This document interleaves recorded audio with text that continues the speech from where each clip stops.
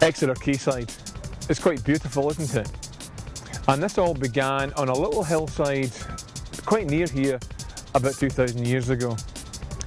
Ex is a Celtic word and it literally means water, and looking around here today, well, it's easy to see why.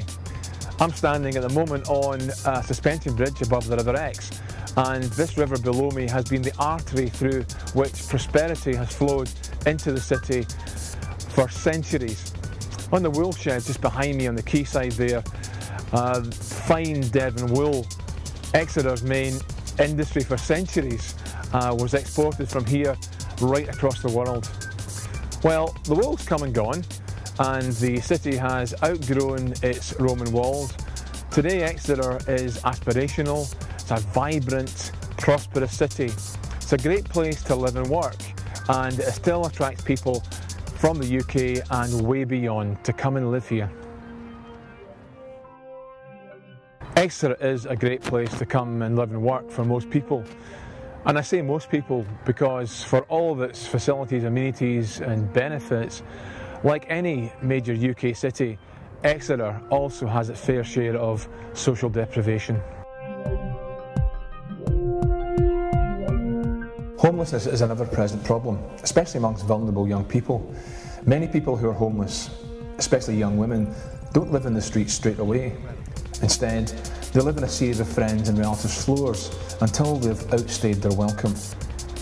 And then there are the hidden homeless, living in hostels or sofa surfing. And if they can't find an affordable place to stay, they too can eventually end up living on the streets. Exeter also has its fair share of drug and alcohol abuse. This city is seen as something of a soft target in the eyes of drug dealers from other major UK cities, and many of them find themselves in prison, or else find themselves spiralling downwards because of their habit.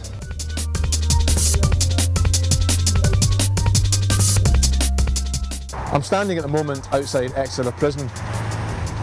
Exeter is a high security, Category B prison, and most of the men in there will have come from fairly dysfunctional family backgrounds. They'll have had very limited access to good education, and they will find it difficult to hold and sustain jobs. That's quite a volatile mix. And at the moment, in the general prison population, 65% of prisoners and 85% of young offenders will find themselves back inside prison within 2 years of release. Incredible. City of Exeter YMCA seeks to reach out to vulnerable people wherever they are, many of whom have been pushed to the margins of society, and then walk with them back into the centre and help them to build a more integrated and better life at their own pace. And I want to show you how you can help us do that, both now and even more so in the future. I'm standing now outside the City of Exeter YMCA building at the top of St David's Hill. Now, this building behind me is more than just a kind of an HQ though, because it's a residential centre which lies at the very heart of our housing project. In the building there are 31 flats, and we can look after young people who are referred to us by organisations such as the local council, the probationary service, youth offending teams, and they can also self-refer. During their time here with us, they work one-to-one with key workers, and they receive the kind of skills and encouragement and support they need to begin to pull their lives together prior to moving on. Before living at the YMCA, I've lived in a variety of different places, friends' houses, parents, family members, but this place has kind of given me a base and some security, some stability. When you're not working at the YMCA, they give you so much to do. I'm doing cooking courses, I'm on the committee, I'm doing committee meetings, I go job club, I have move-on courses, so there is plenty to do even if you're not working. Makes you kind of feel a bit better knowing that a lot of the people are in the same situations as you are. And staff are great as well. The staff are kind of like kind of like a second family for you, really, and everyone here kind of looks after each other, really, and it's just a nice place to live. One of the best things that we can do to help young people get back into the mainstream is by giving them a safe and comfortable place to stay. The other thing we can do for people of all ages is help them to find a job, and often for the very first time. And that brings us to a groundbreaking new project by the City of Exeter YMCA. And that's just through here, in the building next door, and we're going to go and take a look right now.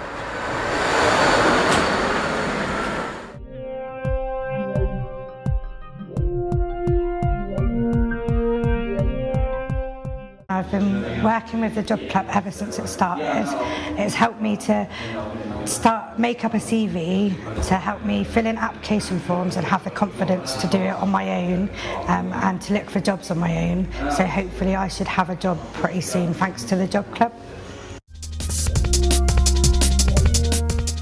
Another exciting project that the City of Exeter YMCA is involved in happens just behind me here in Exeter Prison, and also down in Channings Wood Prison near Newton Abbot, and that's Perspectives, Doing Life Differently.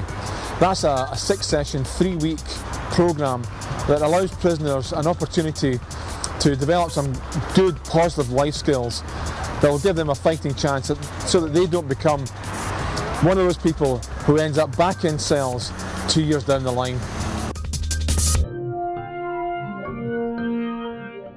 Over the centuries, Exeter has come a long way, from a small Roman settlement on the river just down there behind me to the prosperous and bustling city that we see all around us today. And it's been a long journey with some highs and lows along the way. A little bit like life, in fact. On that short journey, we've looked at 3 of the core activities of City of Exeter YMCA. The work we're trying to do in the lives of ordinary people who, for one reason or another, have been pushed to the margins of society. That's what we're doing already, but we actually want to do much, much more. Exeter YMCA has been a faithful friend to the disadvantaged in our community for over 160 years, especially serving young people, the homeless and offenders. In all that we do, we're inspired by the example of Jesus, who was himself a friend of the disadvantaged in his community during his earthly life. Like him, we're not governed by changing political agendas, but rather we're determined to be here for the long haul, faithfully putting vulnerable and disadvantaged people first in all that we do. Over the years, our work has evolved and changed as society's needs have changed. And as we look to the future, we're determined to remain relevant, focused on real needs, and to become more effective at enabling increasing numbers of people to achieve their God-given potential. But we cannot do this work alone. Everything we do is about partnership. Partnership with government agencies, partnership with churches and with other charities, and above all, partnership with the people we serve. We really hope that you also will join with us in this partnership, so that together we can make a real difference in real people's lives.